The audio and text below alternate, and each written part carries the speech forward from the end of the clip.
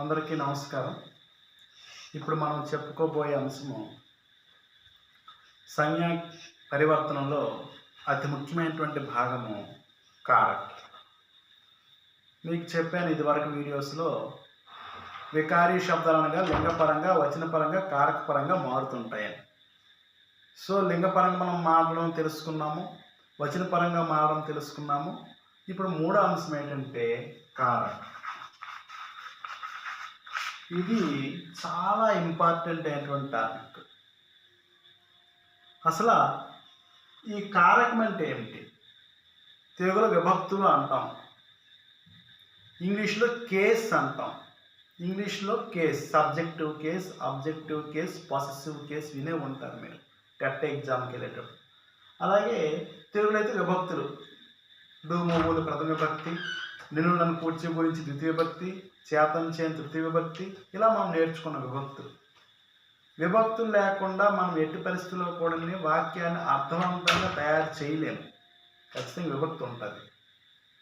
హిందీలో కూడా అటువంటివే కారక్. ఏంటి ఇది గుర్తుంచుకోండి. కారక్ అనగానే మన మైండ్లోకి రావాలి సంజ్ఞాక వికార రూప్. అంటే సంజ్ఞకి అది యాడ్ చేయడం జరుగుతుంది, లేదా సర్వనామానికి యాడ్ చేయడం జరుగుతుంది. గుర్తుంచుకోండి. संज्ञा के जिस रूप से उसका संबंध क्रिया से या अन्य शब्दों से जाना जाता है उसे कारक कहते हैं. ఒక నామవాచకం యొక్క ఒక రూపము, ఆ రూపం వల్ల ఆ నామవాచకానికి క్రియకి మధ్య ఉండే సంబంధం కానీ, ఆ నామవాచకానికి వేరే శబ్దానికి ఉండే సంబంధాన్ని కానీ తెలియజేసే అంశాలు ఏవైతే ఉన్నాయో వాటినే కారకాలు అంటారు. संज्ञा का जिस रूप से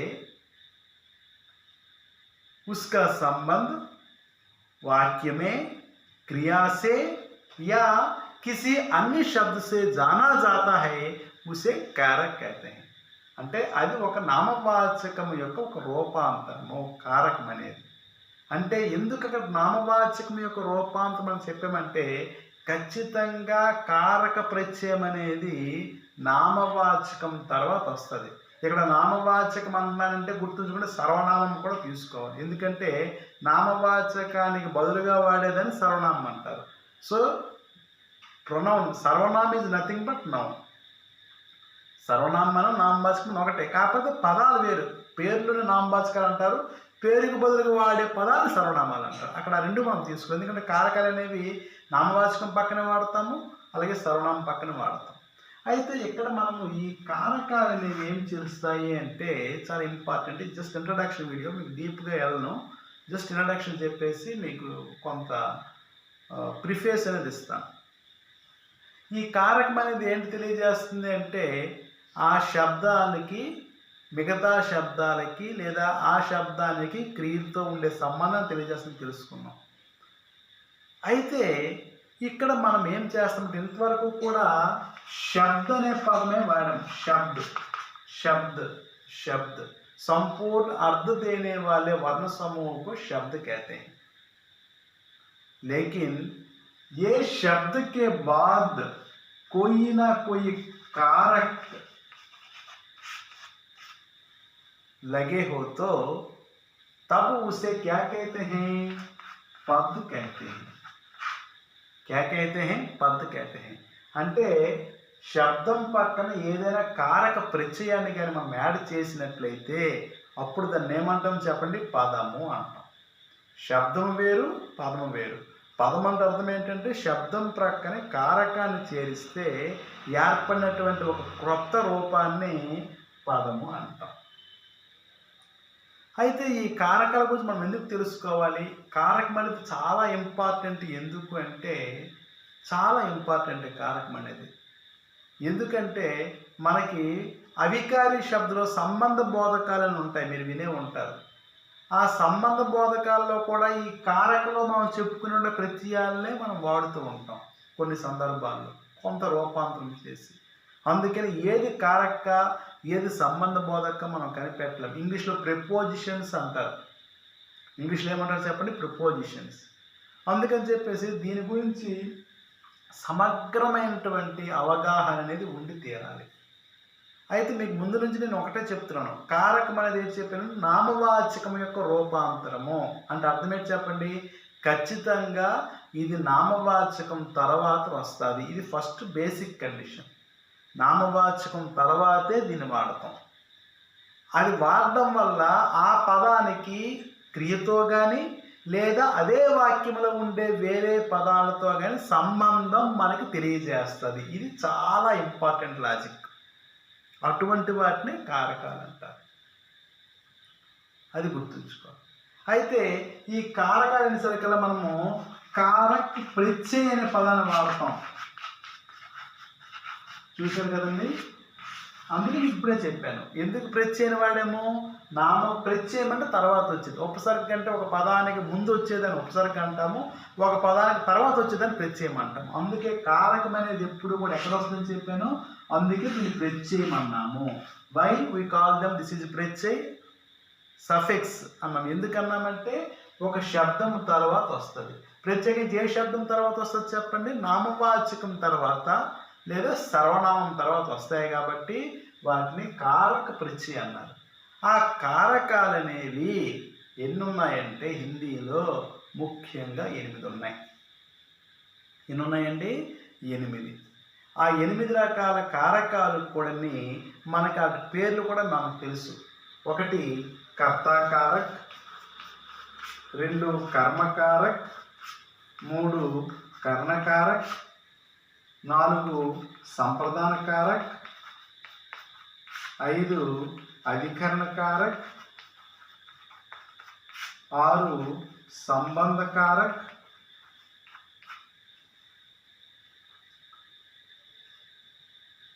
7 అపాదానకారక్,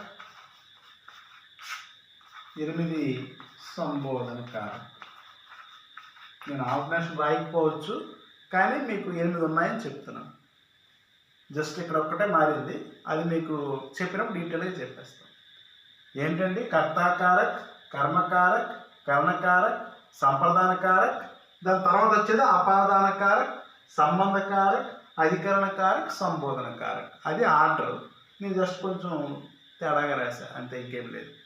అయితే మీకు ఇక్కడ ఇవన్నీ కూడా ఏమిటి అంటే పేర్లు, ఆ కారకాల తాలూకా ప్రత్యయం తాలూకా పేరు. అంటే ఇక్కడ మీరు చాలా జాగ్రత్తగా గుర్తించవలసింది ఏంటంటే ఇక్కడ కర్తాకారక్ అనగానే ఆ ప్రత్యయం అనేది దేని ప్రక్కన పెడతామో కర్త ప్రక్కన పెడతామని బేసిక్ నాలెడ్జ్ మనకు ఉండాలి.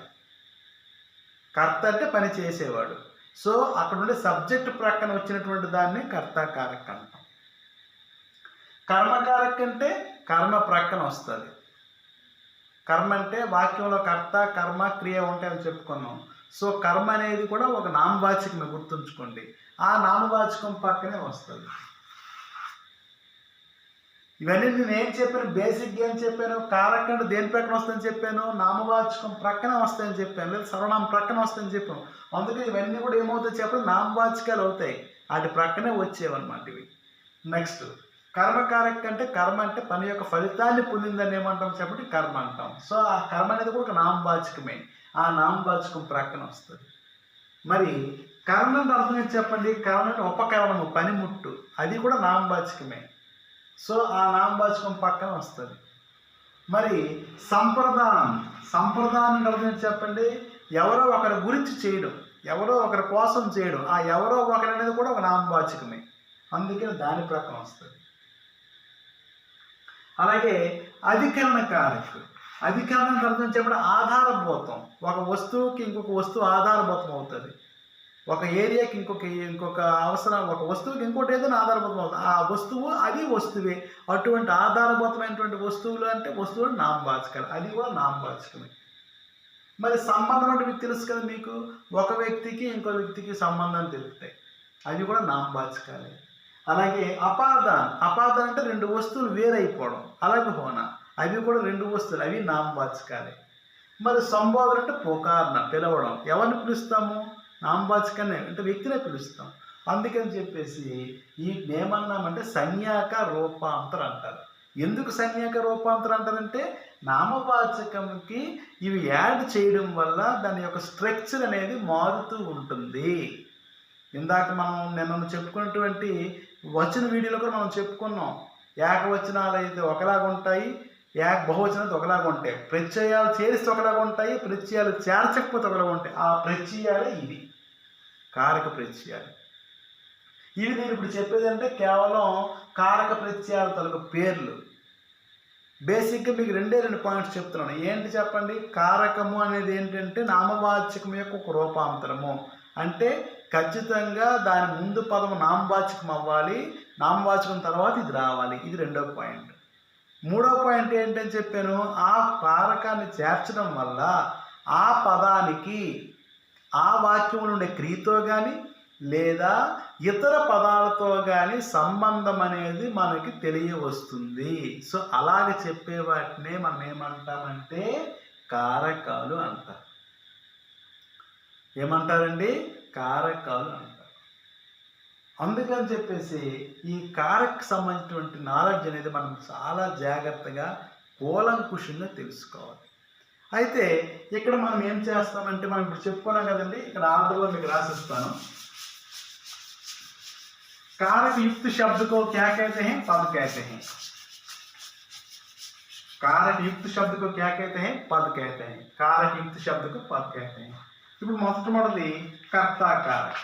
కర్తాకారక్ మీకు ప్రత్యయాలు అని చెప్పాను కదా. సో ప్రతిదానికి ఒక ప్రత్యయం పేరు ఉంది. కర్తాకారక్కి నేని నిరర్ధక ప్రత్యయం అని కూడా అంటారు. నిరర్ధక ప్రత్యయం, దీనికి అర్థం లేదు. తెలుగులో ఎలాగైతే డూము ఊలు ఉన్నాయి, నిరర్ధకాలు. డూము ఊలు అనేది నిరర్ధకాలు, ప్రత్యేక అర్థం ఉండదు. సో దీన్నే నిరర్ధక ప్రత్యయం అని చెప్పేసి అంటాం. రెండు కర్మకారక్ కో. మూడు కరణకారక్ సే. నాలుగు సంప్రదాన కారక్. దీనికి కూడా కేలియే బేసిక్గా మనం నేర్చుకోవాలి. కోను కూడా వాడుతుంటాం. సంప్రదాన కారక్ కేలియే లేదా కో లేదా కే వాస్తే కూడా ఉంటుంది. అంటే పాత హిందీ గ్రామర్ చెప్పినటువంటి వాళ్ళు ఎవరైనా సరే కేలియే అంటారు, కే వాస్తే కూడా ఉంటుంది. వాటికి కామన్గా కో కూడా వాడుతుంటాం. ఇక్కడ సంప్రదాయం తర్వాత అపాదాన్. ఇందాక ఇదే కదా వెనక చెప్పాను, ఇప్పుడు మీకు ఆర్డర్లో చెప్పేస్తున్నాను. అపాదాన్ అంటే సే. ఇక్కడ కరణం, ఇక్కడ అపాదానం. ఇక్కడ కరణం అంటే ఏది గుర్తుంచుకోండి? ఉపకరణము, పనిముట్టు. ఎక్కడ సే అంటే అర్థం వచ్చామంటే వేరు అవడం.